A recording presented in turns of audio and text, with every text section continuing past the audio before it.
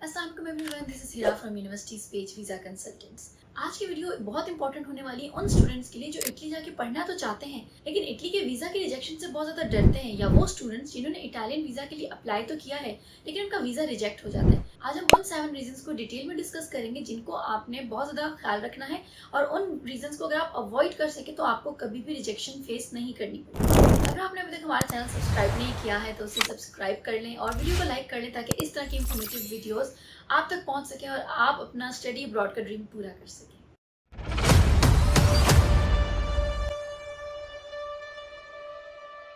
Number 1 point हमारे पास है incomplete application.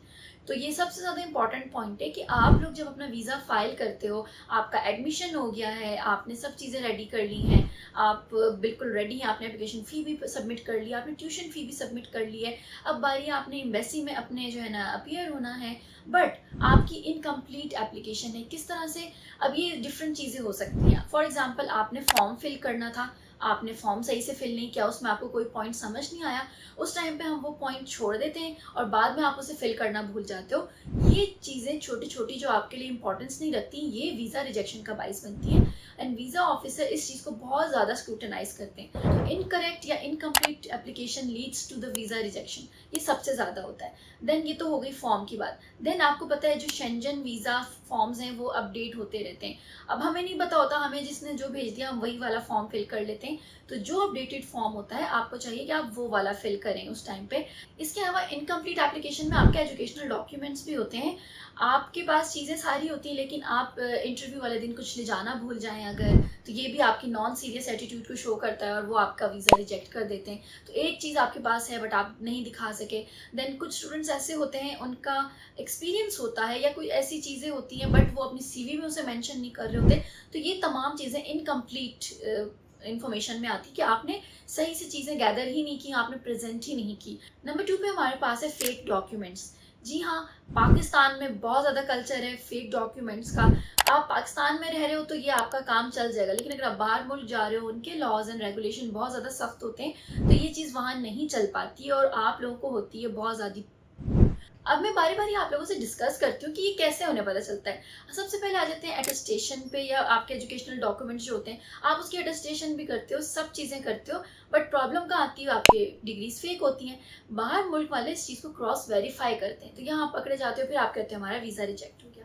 इसके अलावा बैंक स्टेटमेंट इतना इंपॉर्टेंट डॉक्यूमेंट है और आप लोग उसको भी फेक बनाते हो। अगर आपके पास कहीं मुल्क जाने की फाइनेंस नहीं है, देन आपको ये चीज़ एक्सेप्ट कर लेनी चाहिए कि आप नहीं जा सकते, लेकिन फेक डॉक्यूमेंट्स प्रेजेंट करना, वो ना सिर्फ इसके साथ साथ आपको वीज़ा रिजेक्शन देते हैं, बल्कि दूसरे पाकिस्तानी स्टूडेंट्स जो कि जेन्युइन होते हैं वो भी ना इस उनकी कैटेगरी में आ जाते हैं कि नहीं, इनका स्क्रूटनाइज करें।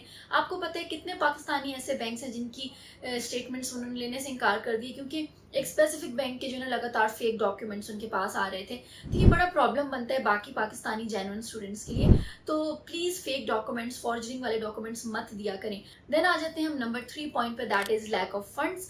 अब फंड्स आपके पास है नहीं, जैसे मैंने आपको बताया, फिर आप बैंक स्टेटमेंट को फेक बनाते हो। आप बना भी लेते हो, चलो ठीक है, उन्हें नहीं पता चल रहा, लेकिन जो चीज़ फेक होती ना उसके लिए आप पकड़े जाते हो। अब वो आपसे पूछते हैं इसका प्रूफ क्या है, ये आपका प्रूफ ऑफ इनकम क्या है, फला यहाँ पे जो पैसे आएंगे कहाँ से आए हैं। अब आपने क्या करना होता है, अगर आप फेक नहीं है फॉर एग्जाम्पल, या चले आप उसको इम्प्रूव कैसे कर सकते हैं, पाकिस्तान में एफिडेविट बनता है। फॉर एग्जाम्पल, आपने गाड़ी बेची, आपने गोल्ड बेचा, या आपने कोई और वैल्यूएबल चीज़ बेची, आप उसका एफिडेविट बनाएं, ठीक है। ये इतना स्ट्रॉन्ग डॉक्यूमेंट होता है, ये आपकी एप्लीकेशन को बहुत ज़्यादा स्ट्रॉन्ग करता है, और आपकी जो बैंक स्टेटमेंट है उसे, जो उसमें इतने ज़्यादा इनकम इन आउट जो शो हो रहा होता है और जिसका कोई प्रूफ नहीं होता, तो उसको एफिडेविट जो है ना बहुत अच्छे से कवर अप कर सकता है। तो लैक ऑफ फंड्स भी आपका जो है ना इस चीज़ को रिजेक्शन की तरफ लेके जाता है। देन नंबर 4 पे हमारे पास आता है इनकरेक्ट वीज़ा टाइप। अब कितने स्टूडेंट्स हैं उन्हें करेक्ट टाइप ही नहीं पता होती, कोई किस कैटेगरी में अप्लाई कर लेता है। अब वो वहाँ पे ये नहीं कहते स्टूडेंट टाइप, इसके नाम होते हैं। आपको पता है शॉर्ट टर्म वीज़ा होता है वो सी टाइप होता है, लॉन्ग टर्म होता है वो डी टाइप होता है, स्टूडेंट्स भी लाइक डी टाइप में कर रहे होते हैं।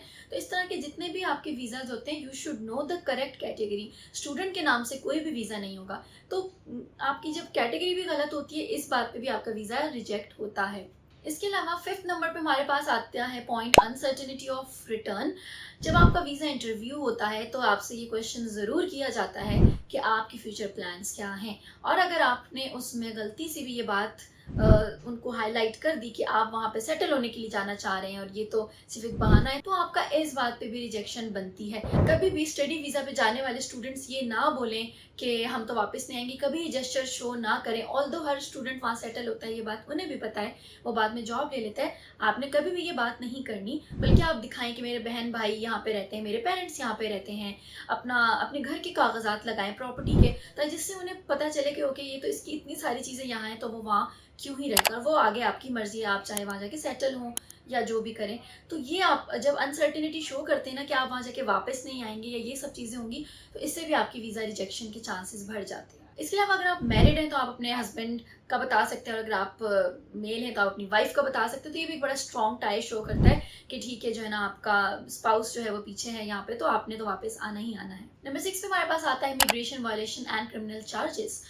अगर जो आपके पाकिस्तान में ही रहते हुए कोई प्रॉब्लम्स हैं, आप पे कोई एफआईआर कटी है, वो तो आपको पता है कि हमें पुलिस क्लियरेंस सर्टिफिकेट जमा करना होता है। तो अगर उसमें कोई इशू आया तो वो तो आपको वैसे भी नहीं मिलना, ठीक है, वीज़ा। वो नहीं चाहते कि कोई भी बंदा जो किसी भी तरह की क्रिमिनल एक्टिविटी में इन्वॉल्व रहा हो तो हम उसको देंगे वीज़ा, ये भी है। दूसरा, आपने अगर कोई किसी भी कंट्री के इमिग्रेशन लॉज को ब्रेक किया तब भी आपको वीज़ा नहीं मिलेगा। इसलिए एग्जाम्पल ऐसे है जैसे अगर आप 4 शेंजन रहे लेकिन पहले ऑस्ट्रेलिया में अगर आपने कोई ऐसा इमिग्रेशन लॉ को ब्रेक किया, तो ऐसा नहीं है कि इन्हें पता नहीं होगा। आपको पता है सारा सिस्टम कनेक्टेड होता है, इन्हें सब पता होता है, और आपको रिजेक्शन फेस करनी पड़ सकती है इस वजह से। तो इमिग्रेशन लॉज के मामले में ये लोग बहुत ज़्यादा स्ट्रिक्ट होते हैं और इन्हें सब पता होता है। तो अगर आपकी कोई भी चीज़ इनके सामने आती है प्रोफाइल की, तो सीधा सीधा रिजेक्शन है, वो आपसे कोई क्लैरिफिकेशन कुछ भी नहीं मांगते। सबसे लास्ट में है point number 7, and which is the most important point, जिसकी वजह से मैं समझती हूँ 80% of the visas are rejected because of this point, that is plagiarism. जी हाँ,